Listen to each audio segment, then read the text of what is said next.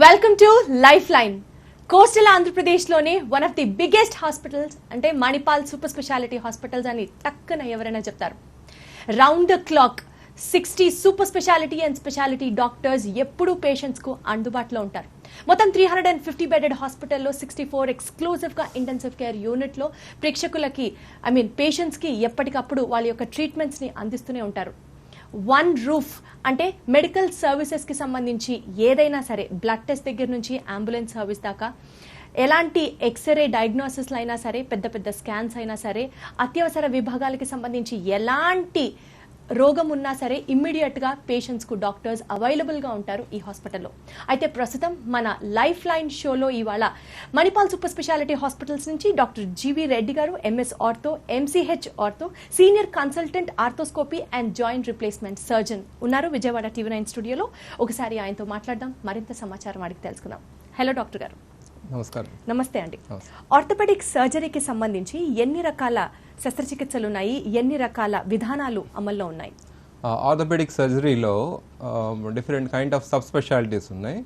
Main trauma surgeries అంటే bone ఫ్రాక్చర్స్లో కానీ, లేకపోతే మన తొంటి ఎముకలు ఇరగటంలో కానీ, అంటే పెల్వి ఎస్టాబ్యులర్ ఫ్రాక్చర్స్లో కానీ, లేదా క్రష్ ఇంజురీస్లో కానీ, లేకపోతే లిజరా ఫిక్సేషన్స్ అంటే రింగ్ ఫిక్సేటర్, అది కాంప్లెక్స్ సర్జరీ, అలాంటివన్నీ ట్రామా సర్జరీ కిందకు వస్తాయి.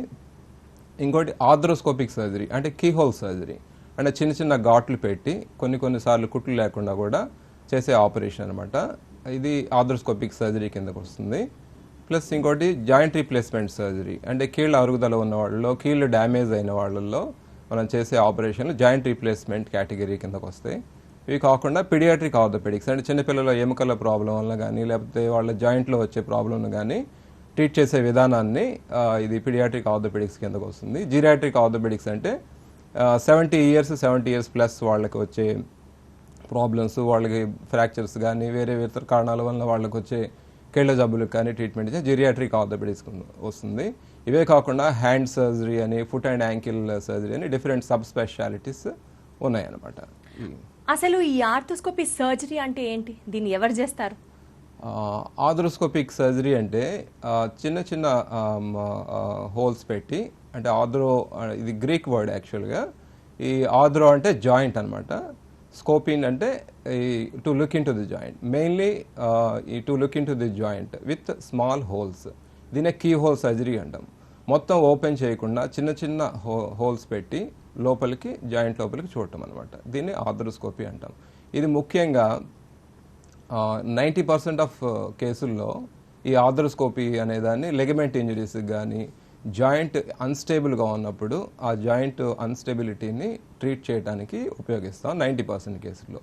మిగతా కేసుల్లో ఎలాగంటే క్రానిక్ ఇన్ఫ్లమేటరీ ఆర్థరైటిస్ అంటే ఇప్పుడు కీళ్ళవాతం అనమాట, రొమటాయిడ్ ఆర్థరైటిస్ కానీ, లేకపోతే ట్యూబర్కులస్ ఆర్థరైటిస్ కానీ, సోరియాటిక్ ఆర్థరైటిస్ కానీ, యాంకిలోజింగ్ స్పాండిల్, ఇలాంటి కొన్ని కేసుల్లో ఈ ఆర్థ్రోస్కోపీ అనేది ఉపయోగిస్తాం. ఇంతే కాకుండా చీమ్ పట్టిన వాటిలో, జాయింట్కి చీమ్ పట్టినప్పుడు కూడా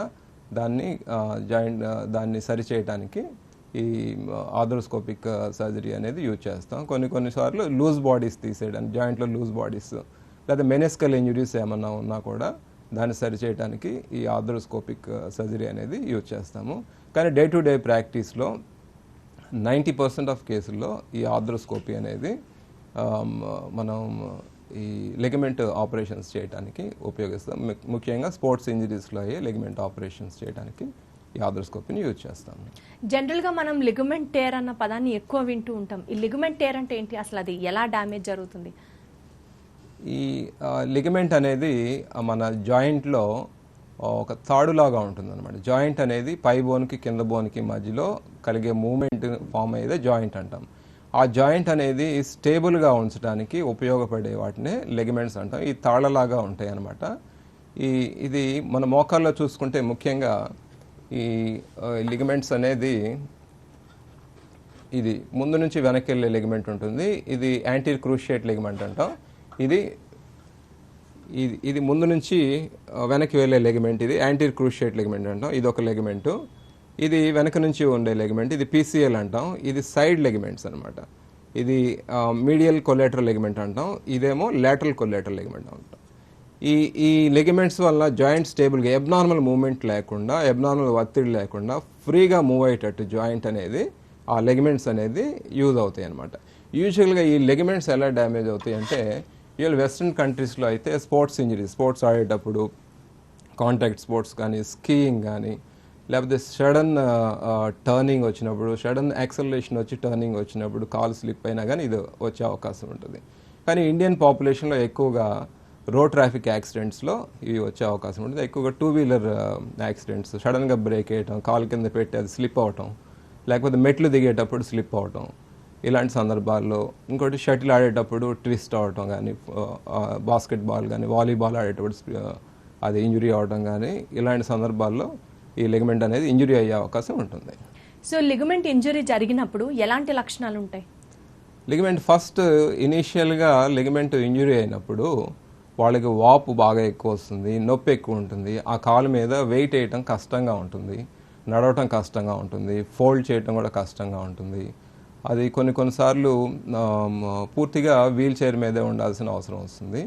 ఫస్ట్ ఇనీషియల్గా ఏం చేస్తారంటే, ప్రిన్సిపల్ ఆఫ్ ట్రీట్మెంట్ ఏంటంటే రైస్ ట్రీట్మెంట్ ఉంటుంది. అంటే రెస్ట్, ఐస్, కంప్రెషన్, అంటే క్రేప్ బ్యాండేజెస్తో కంప్రెషన్ అవటం, ప్లస్ ఎలివేషన్, బాగా పైకెత్తి పెట్టడం, ఇవన్నీ చేస్తాము. యూజువల్గా ఈ వాపు కానీ, లేకపోతే ఈ నొప్పి కానీ, ఏదైతే ఇన్కన్వీనియన్స్ ఉంటుందో అది గ్రాడ్యువల్గా ఒక 1 వీక్ టైంలో కొంచెం తగ్గే అవకాశం ఉంటుంది. ఈ తగ్గే అవకాశం ఉన్నప్పుడు స్టిల్ ఇంకా పేషెంట్కి ఇంకా ఈ లెగమెంట్ ఇంజరీ ఉన్నట్టయితే కొంచెం జాయింట్ వీక్గా ఉన్నట్టు ఉంటాం, ఫాస్ట్గా నడవలేకపోవటం, ఎస్పెషల్లీ మెట్లు దిగేటప్పుడు స్లిప్ అయిపోయినట్టు ఉంటాం, కొన్నిసార్లు నిజంగానే స్లిప్ అయి కింద పడటం, ఈ లక్షణాలన్నీ ఉంటాయి అన్నమాట ఈ మన లిగమెంట్ ఇంజరీస్ వాటిలో. సో మొత్తానికి లిగమెంట్ ఇంజరీ జరిగింది అన్నట్లు ఏ రకంగా నిర్ధారణకు వస్తారు? ఈ ఇందాక పైన చెప్పిన సిమ్టమ్స్ ఏమన్నా ఉన్నప్పుడు, జాయింట్ వీక్గా కానీ, స్లిప్ అవుతున్నట్టు ఉన్నా కానీ, జాయింట్ అనేది కరెక్ట్గా యూజ్ చేసుకోలేకపోతున్నప్పుడు మన డే టు డే యాక్టివిటీస్లో, అప్పుడు ఫస్ట్ డాక్టర్ని కన్సల్ట్ అయినప్పుడు వాళ్ళ హిస్టరీ తీసుకుంటారు. ఎప్పుడు ఇంజరీ అయింది, ఎలా ఇంజరీ అయింది, మెకానిజం ఆఫ్ ఇంజరీ, ఇవన్నీ వాళ్ళు డాక్టర్ తీసుకుంటారనమాట. తీసుకొని కొన్ని క్లినికల్ ఎగ్జామినేషన్ ఫస్ట్ చేస్తారు. క్లినికల్ ఎగ్జామినేషన్లో జాయింట్ ఎటువైపు కలుగుతుంది, ఎస్పెషల్లీ ఎగ్జాంపుల్ మోకాలు తీసుకుంటే, ఎందుకంటే మనకి 90% ఈ ఇంజురీస్ అన్ని మోకాల దగ్గరే జరుగుతాయి అనమాట. ఈ మోకాలను తీసుకుంటే కాలు ముందుకు కదులుతుందా, ఎక్కువ కదిలిపోతుందా, లేకపోతే వెనక్కి ఎక్కువ కదిలిపోతుంది, అంటే యాంటీరియర్ క్రూషియేట్ లెగ్మెంట్ డ్యామేజ్ అయిందా, లేకపోతే పోస్టీరియర్ క్రూషియేట్ లెగ్మెంట్ డ్యామేజ్ అయిందా, లేకపోతే సైడ్ లెగ్మెంట్స్ అంటే collateral ligaments, medial collateral ligament damage అయిందా, లేకపోతే లాటరల్ కొలాటరల్ లెగ్మెంట్ అయిందా, ఇవి కనుక్కోవడానికి ఈ క్లినికల్ ఎగ్జామినేషన్లో ఈ స్ట్రెస్ టెస్ట్ అనేది చేస్తారనమాట. ఈ స్ట్రెస్ టెస్ట్లో కూడా డౌట్ఫుల్గా ఉండి, ప్లస్ సస్పిషన్ ఉండి, ప్లస్ ఈ క్లినికల్ సిమ్టమ్స్ కూడా ఉంటే కనుక పేషెంట్కి, దానికి ఎంఆర్ఐ అనేది అడ్వైజ్ చేస్తామన్నమాట. ఈ ఎంఆర్ఐలో మనకి 95% ఆఫ్ లిగమెంట్ ఇంజురీస్ అన్ని, లేకపోతే జాయింట్ పెథాలజీస్ తెలుస్తాయి అనమాట. ఇంకోటి ఏంటంటే, ఈ ఇంజురీస్ వలన ఏదైతే మైక్రో టేర్స్ ఉంటాయో, లేకపోతే అవి మైక్రో టేర్స్ కాకుండా మైక్రో టేర్స్, అంటే మనకి ఎంఆర్ఐలో కూడా కనపడని టేర్స్ ఉంటాయో, అలాంటివే మన ఎంఆర్ఐలో కూడా కనుక్కోలేమన్నమాట. అదే ఒక 5% కేటగిరీలో అలా కూడా ఉండే అవకాశం ఉంటుంది. మెయిన్ ఇన్వెస్టిగేషన్ మన ఈ లెగమెంట్ ఇంజరీస్కి మాత్రం మెయిన్ ఎంఆర్ఐ ద్వారా మనం తెలుసుకునే అవకాశం ఉంది. సో వన్స్ మనకి ఎంఆర్ఐ ద్వారా ఇన్ఫర్మేషన్ తీసుకున్న తర్వాత ఈ ఆర్థోస్కోపీ అనేది అన్ని జాయింట్స్కి చేయొచ్చా? ఆల్మోస్ట్ అన్ని జాయింట్స్కి చేయొచ్చండి. కానీ కామన్గా మనం ఆర్థోస్కోపీ చేసేది మనకి నీ జాయింట్కి ఒకటి చేస్తాము, షోల్డర్ జాయింట్కి ఒకటి చేస్తాము. అంతేకాకుండా మనకి మోచేతికి చేయొచ్చు, రిస్ట్కి చేయొచ్చు, ప్లస్ యాంకిల్ జాయింట్కి చేయొచ్చు, హిప్ జాయింట్కి కూడా చేయొచ్చు. ఇప్పుడు నీ జాయింట్ తీసుకుంటే, నీ జాయింట్లో ఇందాక చెప్పినట్టు anterior cruciate ligament, posterior cruciate ligament and collateral ligaments ఇవన్నీ ఉంటాయి. దాంతోపాటు మెనిస్కస్ కూడా కొన్నిసార్లు డ్యామేజ్ అయ్యే అవకాశం ఉంటుంది. అలాంటి సందర్భాల్లో ఈ మోకాలకు సంబంధించి ఈ లెగ్మెంట్ ఆపరేషన్స్ చేసే అవకాశం ఉంది. షోల్డర్కి సంబంధించి షోల్డర్ కొంతమందిలో డిస్లొకేట్ అవుతూ ఉంటుంది, రికరెంట్ డిస్లొకేషన్ ఆఫ్ షోల్డర్ అంటాం. దాంట్లో ఆ జాయింట్ లేబ్రమ్ కానీ క్యాప్సూల్ కానీ డ్యామేజ్ జాయింట్ బయటకు వచ్చేస్తూ ఉంటుంది అనమాట. అలాంటి సందర్భంలో కానీ, లేకపోతే రొటేటర్ కఫ్ ఇంజరీ అంటాం. ఈ భుజాన్ని పైకి కదిలించే అంటే మన హెడ్ కన్నా పైకి లేపడానికి ఉపయోగపడే కండరాలు రొటేటర్ కఫ్ అంటాము. ఈ రొటేటర్ కఫ్ ఇంజరీస్లో కూడా ఈ షోల్డర్ ఆర్థ్రోస్కోపీ చేసుకోవచ్చు. అంతేకాకుండా బర్సైటిస్లో ఇంపింజ్మెంట్ సిండ్రోమ్స్లో షోల్డర్ ఇంపింజ్మెంట్ సిండ్రోమ్ కానీ లేకపోతే ఫ్రోజన్ షోల్డర్స్లో కదలికలు ఆగిపోతాయి అనమాట. ఈ కదలికలు ఆగిపోయినప్పుడు దాన్ని రిలీజ్ చేయడానికి కూడా అంటే ఆర్థ్రోస్కోపిక్ ఫైబ్రినోలైసిస్ అంటాం. ఈ కదలికలు ఆగిపోయినప్పుడు దాన్ని రిలీజ్ చేయడానికి కూడా ఈ షోల్డర్ ఆర్థ్రోస్కోపీలో ఈ ఆర్థ్రోస్కోపీ ఉపయోగపడుతుంది. అంతేకాకుండా ఎల్బోలో ఏదైనా ఇన్ఫెక్షన్స్ వచ్చినా కూడా లేకపోతే ఏమైనా లెగమెంట్ ఇన్స్టెబిలిటీ ఉన్నా లేకపోతే ఎల్బో స్టిఫ్నెస్ ఉన్నా కొన్నిసార్లు ఈ టెన్నిస్ ఎల్బో కామన్గా వచ్చే ప్రాబ్లము. ఈ టెన్నిస్ ఎల్బో ప్రాబ్లం ఉన్న వాళ్ళకి కూడా ఈ ఆర్థ్రోస్కోపీ యూజ్ చేసి దాన్ని కరెక్ట్ చేసే అవకాశం ఉంది. Right sir. అయితే ఈ ఆర్థోస్కోపీ ఆపరేషన్కి సంబంధించి సర్జికల్ ప్రొసీజర్కి సంబంధించి మనం ఎలాంటి ఇన్స్ట్రుమెంట్స్ వాడుతూ ఉంటాం, ఆ శస్త్రచికిత్స విధానం గురించి వివరిస్తారు? ఆర్థ్రోస్కోపీలో మెయిన్ మనకి ఫస్ట్ చిన్న హోల్స్ చేస్తాము. మెయిన్ మోకాళ్ళను తీసుకుంటే ఇది ఫస్ట్ చిన్న హోల్స్ చేసి దీన్ని క్యాన్యులా అంటాము. క్యాన్యులా అండ్ ఆప్టేటర్ అండ్ షీత్ ఉంటుంది. దీన్ని లోపలికి పంపిస్తాం అనమాట, జాయింట్ లోపలికి పంపిస్తాం దీన్ని. దీని ద్వారా చిన్న స్కోప్ ఉంటుంది, ఆర్థ్రోస్కోప్ అంటాము. ఈ ఆర్థ్రోస్కోప్ ద్వారా ఇది లెన్స్ సిస్టమ్తో form. 3 type of lens systems ఉంటాయి. థిన్ లెన్స్ సిస్టమ్ అని, రాడ్ లెన్స్ సిస్టమ్ అని, గ్రీన్ లెన్స్ సిస్టమ్ అని ఉంటాయి అనమాట. దీన్ని ఈ షీత్లోకి పంపించి ఈ లోపలికి జాయింట్ లోపలికి ఇలాగ పంపిస్తాం అనమాట. ఇప్పుడు ఈ స్కోప్లో ఏం చేస్తామంటే ఈ స్కోప్ని ఈ మినియేచర్ కెమెరా ఉంటుంది. ఈ కెమెరాని మనం దీనికి అటాచ్ చేస్తాము.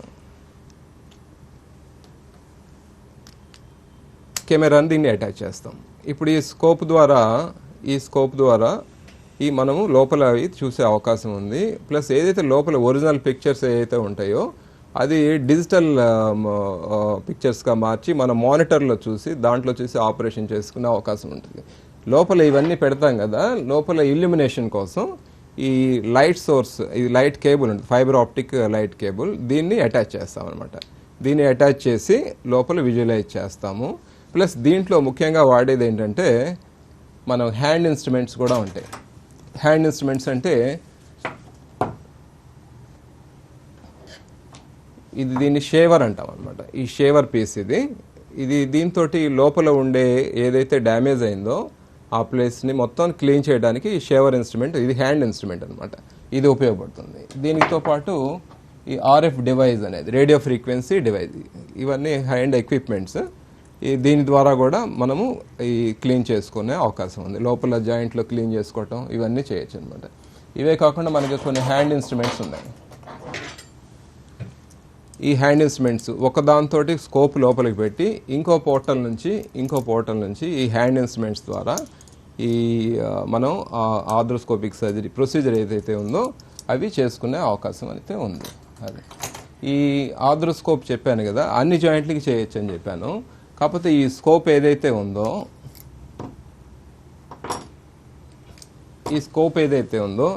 ఇది యూజువల్గా 4 mm స్కోప్ వాడతాము. మిగతా జాయింట్స్లో అంటే షోల్డర్లో కూడా 4 mm వాడతాం, 4 mm అండ్ 30 degree స్కోప్ వాడతాము.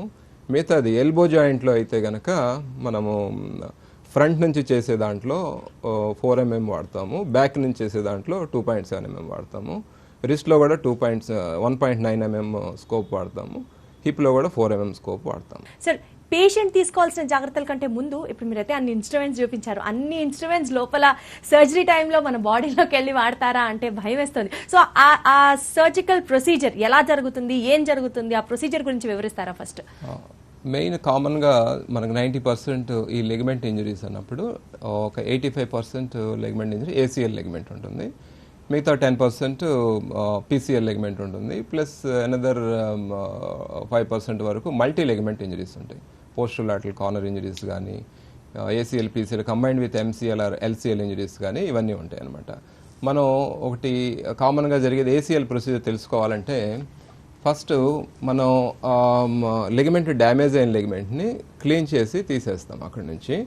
ప్లస్ మన హ్యామ్స్ట్రింగ్ టెండాన్స్ ఏదైతే ఉంటాయో అవి తీసుకొని మన లెగమెంట్కి లెంత్కి అడ్జస్ట్ చేసి ఈ బోన్ టన్నెల్స్ చేస్తాం అన్నట్టు. ఎందుకంటే ఇందాక ఫస్ట్లో చెప్పినట్టు ఈ లెగమెంట్ అనేది ఒక బోన్ నుంచి ఇంకో బోన్కి అటాచ్ చేయండి గట్టిగా స్టేబుల్గా పట్టుకొని ఉండేటట్టు చేస్తుంది అనమాట.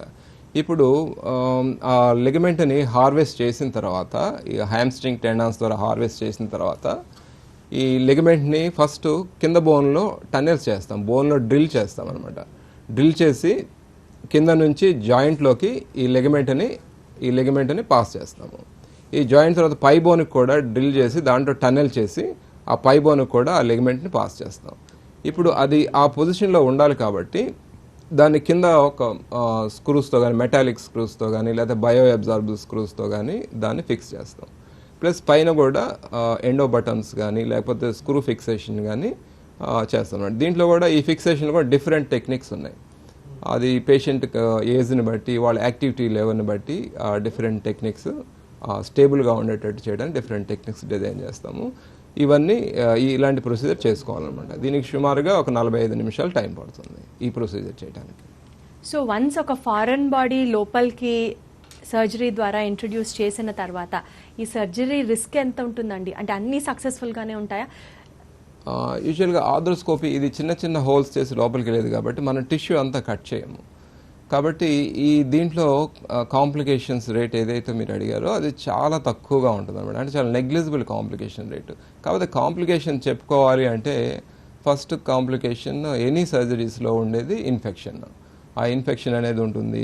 కొన్నిసార్లు నర్వ్స్ డ్యామేజ్ అయ్యే అవకాశం ఉంటుంది, కొన్నిసార్లు వెసల్స్ డ్యామేజ్ అయ్యే అవకాశం ఉంటుంది, కొంతమందికి డీవీటీ వచ్చే అవకాశం ఉంటుంది అనమాట.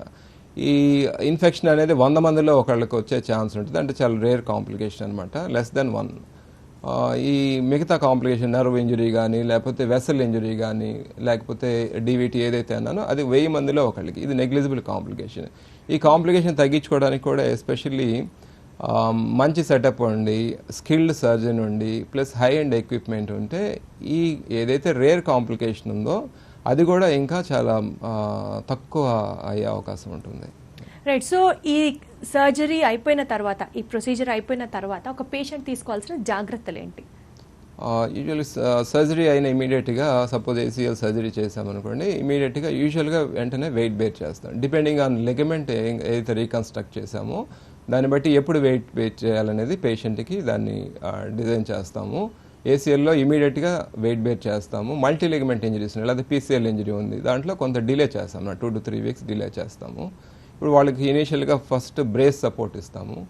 Plus depending on ligament reconstruction చేసిన దాన్ని బట్టి వాళ్ళకి రీహాబిలిటేషన్ ప్రోగ్రామ్ అనేది ఒకటి డిజైన్ చేసి వాళ్ళకి రెగ్యులర్గా ఎక్సర్సైజ్ ఎలా చేయాలి, కాలు ఏ పొజిషన్లో పెట్టాలి, ఎలా మొడవాలి, ఎలా చాపాలి, ఎలాంటి ఎక్సర్సైజ్ చేయాలి, రెసిస్టెన్స్ ఎక్సర్సైజ్ చేయాలా లేకపోతే వేరే స్ట్రెస్ ఎక్సర్సైజ్ చేయాలా అనేది వాళ్ళకి డిజైన్ చేసి చెప్తాము. అది ఒక్కొక్క లెగమెంట్ని బట్టి ఆ ఎక్సర్సైజ్ ప్రోగ్రామ్ అనేది మారుతూ ఉంటుంది. ఇదంతా ఆర్థోస్కోపీ కిందే వస్తుందా లేకపోతే ఓన్లీ సర్జికల్ ప్రొసీజర్ మాత్రమే ఆర్థోస్కోపీ అంటారా? సర్జికల్ ప్రొసీజర్ అని మాత్రమే ఆర్థోస్కోపీ అంటారు. అయితే ఈ ఆర్థోస్కోపీ వల్ల ఉండే లాభాలు ఏంటి? ఆర్థోస్కోపీ కంపేర్ టు ఓపెన్ ప్రొసీజర్లో ఒకవేళ జాయింట్ లోపల ఏదన్నా ప్రొసీజర్ ఏమైనా చేయాలంటే మొత్తం పైనుంచి స్కిన్ నుంచి మజిల్ నుంచి బోన్ దాకా వెళ్ళాల్సి వస్తుంది. మొత్తం అంతా టిష్యూ అంతా కట్ చేయాల్సి వస్తుంది. టిష్యూ డిస్ట్రప్షన్ అంతా ఉంటుంది. దానికి మార్బిడిటీ కానీ లేకపోతే ఎక్కువ కాలం స్టే ఉండటం కానీ, స్టిఫ్నెస్ కానీ, కాంప్లికేషన్స్ అని ఉంటాయి.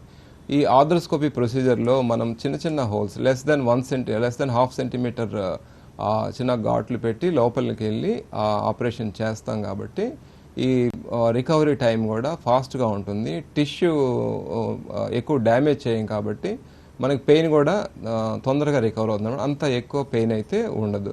ప్లస్ బ్లీడింగ్ కూడా ఎక్కువ ఉండదు. ప్లస్ పేషెంట్ కూడా వెంటనే డిశ్చార్జ్ చేయొచ్చు. ఈ ఆర్థోస్కోపీ ప్రొసీజర్స్లో కూడా 60% of arthroscopy procedure day care procedures. అంటే పేషెంట్ అడ్మిట్ అవ్వాల్సిన పని ఉండదు, సేమ్ డే డిశ్చార్జ్ చేస్తాము. ఈ 60% కేసుల్లో కుట్లు కూడా పడవు, సేమ్ డే డిశ్చార్జ్ చేస్తాము. పెయిన్ తక్కువ ఉంటుంది, ఆ మూమెంట్ కూడా తొందరగా, అంటే రీహాబిలిటేషన్ కూడా బెటర్గా ఉంటుంది. కాబట్టి పేషెంట్ వర్క్లో కానీ లేకపోతే జాబ్లో కానీ తొందరగా జాయిన్ అవ్వచ్చు అనమాట. ఈ అడ్వాంటేజెస్ వలన ఫైనాన్షియల్ బర్డెన్ కూడా పేషెంట్కి డెఫినెట్గా తగ్గుతుంది ఓపెన్ ప్రొసీజర్స్తో పోలిస్తే.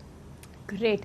అయితే కాంప్లికేషన్ శాతం చాలా తక్కువ ఉంటుంది, వెరీ వెరీ వెరీ మైన్యూట్ శాతం, నెగ్లిజిబుల్ అమౌంట్ అని చెప్తున్నారు. మరి అయితే మణిపాల్ సూపర్ స్పెషాలిటీ హాస్పిటల్లో ఈ హై ఎండ్ ట్రీట్మెంట్ అందించడానికి కావాల్సిన అంత ఎక్విప్మెంట్ అవైలబుల్గా ఉందా? అంత ఎక్విప్మెంట్ ఉంది, హై ఎండ్ ఎక్విప్మెంట్ అన్నీ ఉన్నాయి. యా, అయితే ఈ జాయింట్ రీప్లేస్మెంట్కి అబ్సల్యూట్ ప్రత్యామ్నాయంగా ఈ ఆర్థోస్కోపీ అన్నది మనం కంక్లూడ్ చేసుకోవచ్చా? అంటే ఒక రకంగా ఏంటంటే జాయింట్ రీప్లేస్మెంట్కి ఆర్థోస్కోపిక్ ప్రత్యామ్నాయం అయితే కాదు.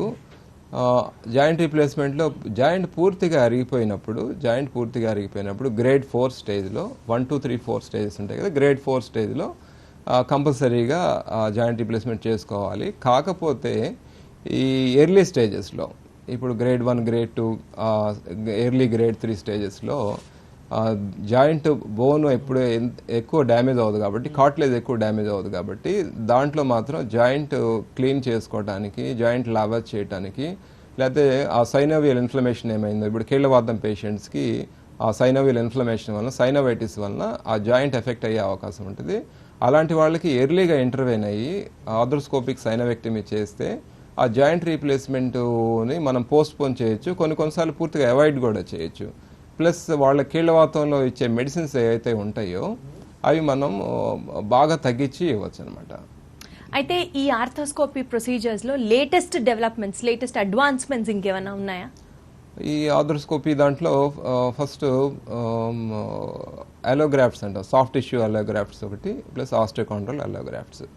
ఈ టిష్యూ బ్యాంకింగ్ ఉన్న ప్లేసెస్లో ఇవి కొద్దిగా ఎక్కువగా చేస్తున్నారు. కాకపోతే రిజల్ట్ అనేది అంత ఎంకరేజింగ్గా అయితే లేవు. ఇవి యాక్చువల్గా బయోజెనిక్ స్కాఫోల్డ్స్గా పనిచేస్తాయి అనమాట. అది ఏదైతే లెగ్మెంట్ అక్కడ అలోజెనిక్ లెగ్మెంట్ అంటే వేరే వాళ్ళది తీసి మనం అది బ్యాంక్లో ప్రిజర్వ్ చేసి వాటిని 2 పద్ధతుల్లో ప్రిజర్వ్ చేస్తారు. క్రయో పద్ధతిలో ఒకటి, ప్లస్ డీప్ ఫ్రోజన్ పద్ధతిలో ఒకటి ప్రిజర్వ్ చేస్తారనమాట. అలా ప్రిజర్వ్ చేసిన వాటిని మన జాయింట్స్లో పెట్టి దాని ద్వారా మనకి నార్మల్ హోస్ట్ నుంచి టిష్యూ రెస్పాన్స్ వలన నార్మల్ టిష్యూ డెవలప్ అయ్యే అవకాశం ఉంది. దీంట్లో అడ్వాంటేజెస్ ఏంటంటే, యూజువల్గా మన లెగ్మెంట్ రీకన్స్ట్రక్షన్లో మన బాడీలో ఉండే టెండాన్స్ తీసుకొని ఆ లెగ్మెంట్గా మార్చి మనం దాంట్లో లెగ్మెంట్ రీకన్స్ట్రక్ట్ చేస్తున్నాం. కాకపోతే ఈ వీటిల్లో మనం అది తీయంగా బయట నుంచి తెస్తాం కాబట్టి ఈ డోనర్ సైడ్ మార్బిడిటీ అంటే మనకి మన లోపల టెండాన్స్ తీయం కాబట్టి ఆ విధంగా మనకి అంత నష్టం అనేది ఉండదు, అంత పెయిన్ అనేది ఉండదు ఆ ఏరియాలో. అదొకటి. ప్లస్ అది తీయట్లేదు కాబట్టి ఆ ప్రొసీజర్ ఒకటి తగ్గుతుంది కాబట్టి, మన టెండాన్స్ తీయట్లేదు కాబట్టి మనకి ఆపరేటివ్ టైం ఒకటి ఉంటుంది అనమాట. ఈ 2 అడ్వాంటేజెస్. డిసడ్వాంటేజెస్ ఏంటంటే డిసీజ్ ట్రాన్స్మిషన్, బయట నుంచి ఏదైతే పెడతామో దాని ద్వారా మనకి వేరే డిసీజులు వచ్చే అవకాశం ఉంటుంది. ప్లస్ గ్రాఫ్ట్ ఇన్కార్పొరేషన్ టైం కూడా కొంచెం ఎక్కువ ఉంటుంది. యూజువల్గా 2 to 3 monthsలో మన నార్మల్ గ్రాఫ్ట్ అయితే హీల్ అయ్యే అవకాశం ఉంటుంది. కానీ ఎలోగ్రాఫ్ట్స్ అయితే 3 to 4 months టైం తీసుకుంటాయి.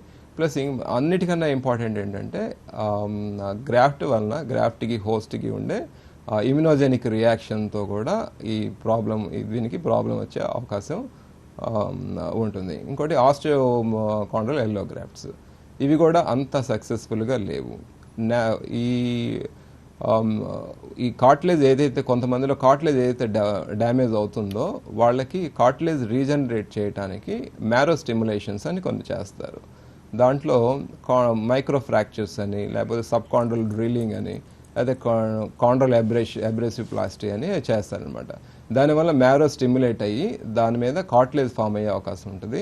కాకపోతే దీంట్లో డిసడ్వాంటేజ్ ఏంటంటే నార్మల్గా అయితే హైలైన్ కార్టిలేజ్ ఉంటుంది, కానీ దీంట్లో మనకి ఫామ్ అయ్యేది ఫైబ్రోకార్టిలేజ్లో type 1 and type 2 collagens and less content of prostaglandins ఉంటాయి.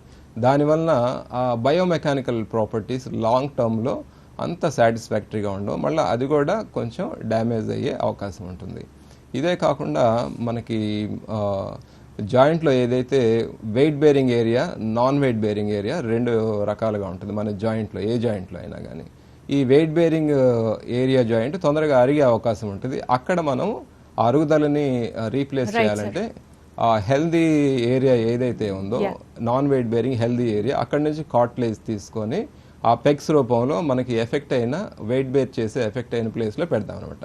దాన్ని ఆటోలోగస్ కాండ్రోసైట్ ఇంప్లాంటేషన్ అంటాము. అది రైట్ సార్, మొత్తానికి ఆర్థోస్కోపిక్ సంబంధించి thank you so much for sharing some knowledge with us.